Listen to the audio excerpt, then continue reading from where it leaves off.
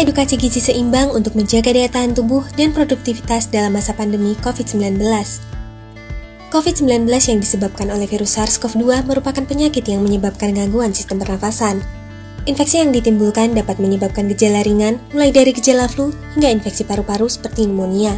COVID-19 mudah menular dan berisiko lebih parah pada sistem kekebalan tubuh yang lemah. Virus ini ditransmisikan melalui droplet ketika orang yang terinfeksi batuk, bersin, atau menghembuskan nafas. Tidak hanya terjadi melalui udara, penularan juga dapat terjadi akibat memegang mulut, hidung, atau mata setelah menyentuh permukaan benda yang terkontaminasi. Padahal, sebagian dari kita terpaksa harus melakukan aktivitas di luar rumah, seperti untuk bekerja dan mendapatkan kebutuhan sehari-hari. Lalu bagaimana cara menjaga daya tahan tubuh selama pandemi COVID-19 agar tetap sehat dan produktif?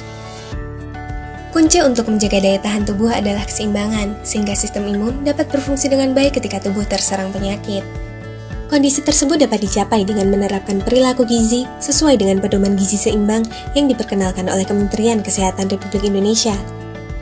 Menurut Kementerian Kesehatan Republik Indonesia, gizi seimbang merupakan susunan pangan sehari-hari yang mengandung zat gizi dalam jenis dan jumlah yang sesuai dengan kebutuhan tubuh dengan memperhatikan prinsip keanekaragaman pangan, aktivitas fisik, perilaku hidup bersih, dan mempertahankan berat badan normal untuk mencegah masalah gizi. Pedoman gizi seimbang telah diimplementasikan di Indonesia sejak tahun 1955, menggantikan slogan 4 sehat 5 sempurna yang kini sudah tidak lagi relevan dengan masalah dan tantangan dalam bidang gizi. Pedoman gizi seimbang mengandung 10 pesan umum, antara lain, syukuri dan nikmati aneka ragam makanan, banyak makan sayuran dan juga buah-buahan, biasakan mengonsumsi lauk pauk yang mengandung protein tinggi, biasakan mengonsumsi aneka ragam makanan pokok, batasi konsumsi pangan manis, asin, dan berlemak, biasakan sarapan, biasakan minum air putih yang cukup dan aman, biasakan membaca label pada kemasan pangan, cuci tangan pakai sabun dengan air bersih mengalir, serta lakukan aktivitas fisik yang cukup dan pertahankan berat badan normal. Selain 10 pesan umum tersebut, terdapat 4 pilar yang divisualisasikan dalam tumpeng gizi seimbang, yakni mengonsumsi makanan yang beragam, membiasakan perilaku hidup bersih, melakukan aktivitas fisik, serta mempertahankan dan memantau berat badan normal. Keempat pilar tersebut merupakan prinsip untuk menerapkan perilaku gizi seimbang. Pilar gizi seimbang yang pertama, mengonsumsi makanan yang beragam. Keanekaragaman makanan yang dikonsumsi bertujuan untuk memenuhi berbagai zat yang dibutuhkan, karena satu jenis makanan saja tidak dapat mencukupi gizi yang dibutuhkan untuk menjamin pertumbuhan dan mempertahankan kesehatan tubuh. Dalam mengonsumsi aneka ragam jenis makanan, kita juga harus memperhatikan proporsi makanan yang seimbang, dalam jumlah yang cukup, tidak berlebihan dan dilakukan secara teratur. Isi piringku merupakan panduan yang menunjukkan sajian makanan dan minuman pada setiap kali makan. Untuk menerapkannya, kita dapat membagi piring menjadi 2 bagian. Pada bagian pertama, 2/3 berisi makanan pokok, sedangkan 1/4 berisi lauk pauk. Pada bagian kedua, 2/3 berisi sayuran, dan 1/4 berisi buah-buahan. Jangan lupa cuci tangan, batasi konsumsi gula, garam dan minyak, serta minum air putih setiap kali makan. Makanan pokok merupakan penyedia karbohidrat sebagai sumber energi untuk beraktivitas. Beberapa makanan pokok juga mengandung vitamin B1, B2, mineral, dan serat. Kelompok pangan ini dapat berupa beras, umbi-umbian, jagung, sagu, serta berbagai olahan bahan-bahan tersebut. Lauk pauk berperan sebagai sumber protein serta mengandung vitamin dan mineral. Protein penting dalam membantu pembentukan komponen pertahanan tubuh yang akan melawan infeksi akibat bakteri dan virus. Kelompok pangan ini dapat dibagi menjadi lauk hewani dan lauk nabati. Lauk hewani dapat diperoleh dari hewan, contohnya ikan, telur, unggas, dan daging. Sedangkan lauk nabati dapat diperoleh dari tumbuhan, contohnya kacang-kacangan serta hasil olahannya seperti tahu dan tempe. Sayuran dan buah-buahan merupakan sumber vitamin, mineral, dan serat pangan yang berperan dalam membantu mengatur metabolisme, memelihara nafsu makan, serta menjaga daya tahan tubuh. Sayuran terdiri dari sayuran hijau dan sayuran berwarna lainnya, contohnya sawi, brokoli, wortel, kangkung, dan kembang kol. Buah yang dikonsumsi tidak harus mahal. Kita dapat mengonsumsi buah-buahan yang mudah diperoleh di sekitar kita, contohnya pisang, jeruk, nanas, dan pepaya. Buah-buahan yang kaya akan vitamin C sangat baik untuk membantu menjaga sistem imun tubuh. Beberapa buah-buahan yang tinggi akan vitamin C antara lain jambu biji, pepaya, mangga, dan jeruk. Pilar gizi seimbang yang kedua, membiasakan perilaku hidup bersih. Untuk mengoptimalkan gizi seimbang, kita perlu memperhatikan kebersihan makanan yang kita konsumsi. Dengan memasak di rumah, kita dapat menjamin kebersihan sehingga makanan lebih sehat. Sebelum mengolah bahan makanan, cuci tangan dengan sabun dan air mengalir, bersihkan bahan makanan serta pastikan alat yang digunakan dalam keadaan bersih. Masak bahan hingga matang dengan cara yang benar untuk menjaga nutrisi yang terkandung dalam makanan.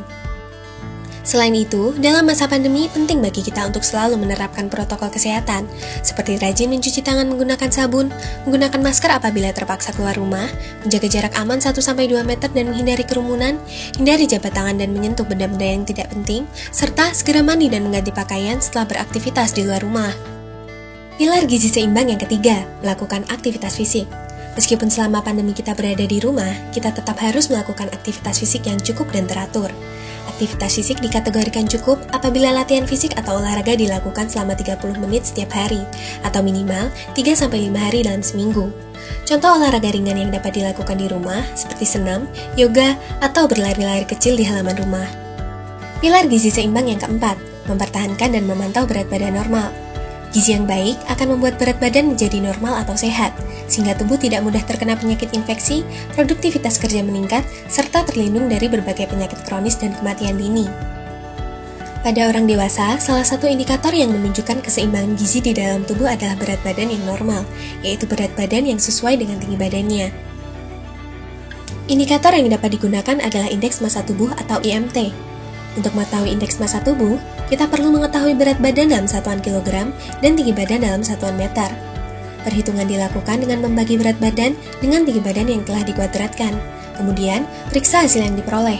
Apabila hasilnya berada dalam rentang 18,5 hingga 25, artinya berat badan adalah normal. Apabila hasil kurang dari rentang normal, maka dikategorikan sebagai kurus, sedangkan hasil yang melebihi rentang normal dikategorikan sebagai gemuk. Sebagai contoh, seseorang dengan berat badan 50 kg dan tinggi 1,6 meter, maka indeks massa tubuhnya adalah 50 kg dibagi dengan 2,56 meter kuadrat. Hasil perhitungan yang diperoleh adalah 19,5. Hasil tersebut masuk ke dalam rentang 18,5 hingga 25, sehingga dikategorikan sebagai normal. Bagaimana dengan indeks massa tubuh Anda? Kemudian, apakah selama masa pandemi COVID-19 kita membutuhkan suplemen penambah daya tahan tubuh? Dalam keadaan sehat dan seluruh gizi yang kita butuhkan telah tercukupi, maka kita tidak perlu mengonsumsi suplemen penambah daya tahan tubuh.